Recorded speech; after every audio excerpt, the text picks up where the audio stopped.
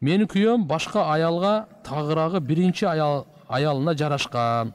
Менин жообумду бере элек. Суроо, мен анын уруксаты жок көчөгө чыгып жүрсөм, тиричиликтин айынан 2 кызымды багышым керек да, канчалык күнөөгө батам. Жана да жообумду сурасам күнөөлүү боломбу дейт. Мындай да. Эми экинчи аялым жашап, биринчи аялым менен кайра жарашып алам деп аткан болсочу, анда мына бизде келиндер жөндөн жөн жеңил ойлуу болуш керек. Эгерде күйөөсү, мына 2 кызым дедиңизби, канча 2 кызым деп атасыз, буларды ошо багуу күйөөңүздүн мойнунда. Ал баксын. Же уруксатсыз көчөгө чыгып тияк-бияк кылган ал уруксат жакшы эмес ал.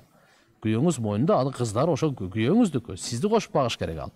Анан жөндөн жөн эле эгерде сиздин кандай десем, бардык укуктарыңызды аткарып атса, биринчи аял менен кайра жарашып алгандын себебинен талак талап кылган туура эмес. Туура эмес.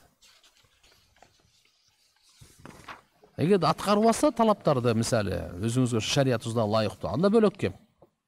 Сакал чыгарчу дары дармектерди пайдаланса болобу дейт. Болот.